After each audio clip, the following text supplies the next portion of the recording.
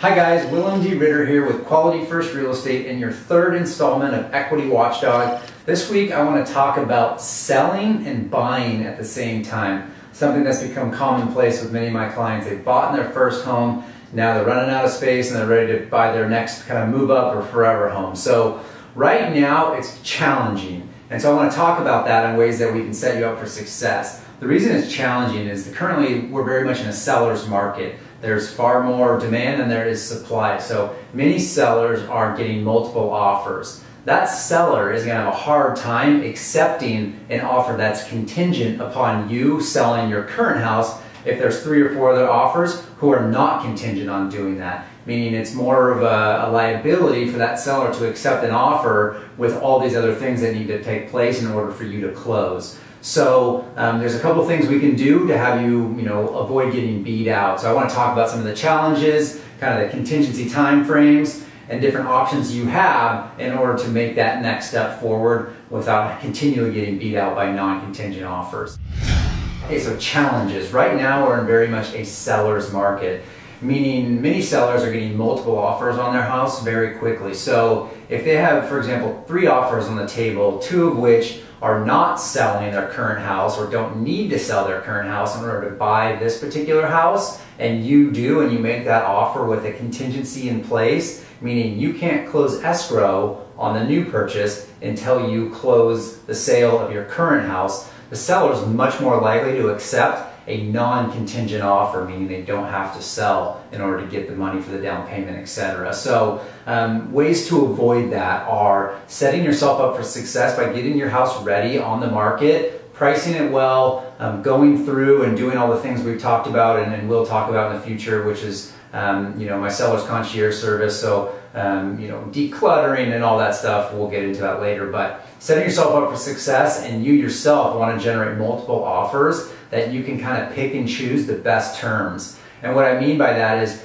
you really want somebody that's going to allow you flexibility in the length of escrow. So if somebody's like, no, I want to close in 30 days, that's it, and move into the house, that's going to be very difficult for you to find a house and close escrow aligned with that current escrow. So what your real goal is to find somebody who's willing to let you extend escrow to 45, 60 days while you find that house, or even better, which is what I try to do with most of my clients, is have them close escrow and do a rent back. And what that means is they close escrow with their current buyer, but that buyer allows them to then become tenants for an identified time, and we would negotiate that. And so whether that's 30, 60, 90 days after the close of escrow, they still stay in the home, but now they can make offers that are non-contingent, meaning they don't have to worry about selling. They've got their sale proceeds and they're ready to make very strong non-contingent offers. That's the best case scenario. A lot of buyers are allowing that right now because they're so starved to get into a house that they'll say, okay, hey,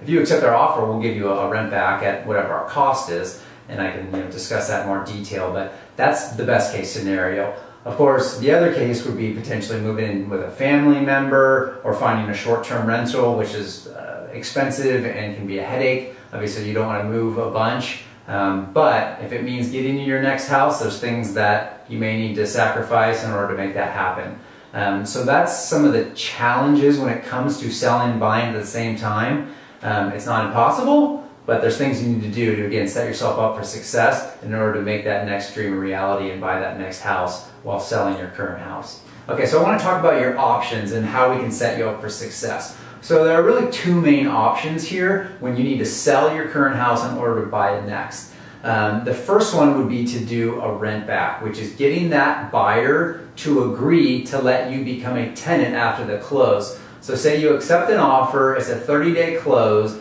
but then as part of the negotiations, you say, okay, I want to rent back for 30, 60, 90 days or whatever that term is that's negotiated by you guys. You would then, for the most case, pay their costs, meaning their principal, interest, taxes, and insurance. So whatever their monthly mortgage payment plus the taxes and insurance would be, that would pretty much be your rent. And in some cases, it's going to be more than what you're currently paying for your mortgage. However, it's much better than having to move twice or stay with family or again, not being able to buy your dream home if it's, very competitive and you're not ready to do it and the seller's not willing to accept your offer. So that's how that would work. So you negotiate up front, we'll close in 30 days, but then I'm going to stay for an additional 30 days. That's option number one. Number two would be just to do a longer escrow. So you accept an offer, but you don't close until you've identified that property and you're in escrow with your next purchase. That's not as advantageous for you because you still need that buyer to perform. So you're kind of running on parallel tracks. But if that buyer doesn't move forward with your sale and you're doing the same on your end, if he for some reason backs out, you're unable to perform, and then you potentially wasted the cost of an inspection and appraisal and all that stuff. So that's not the best case scenario. Still doable though. You can still do it. It's called a concurrent closing. The best case scenario is doing the rent back.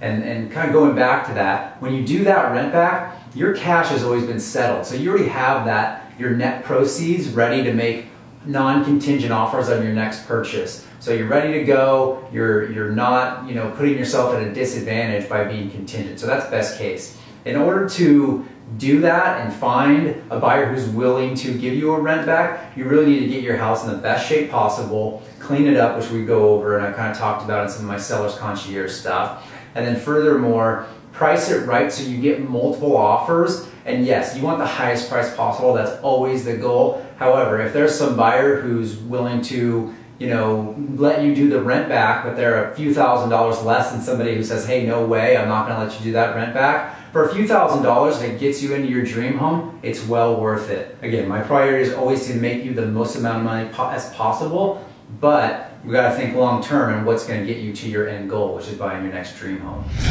So I want to run a scenario by you so you can kind of understand how this works. So let's say you list your house and you get multiple offers and you accept an offer. Shortly thereafter, you find the house that you want to buy and you're able to get that seller to accept your offer with the contingency in place, which is the COP or contingency upon sale or purchase. So you always have your physical inspection contingency, your loan and appraisal contingencies, and then your disclosure contingencies.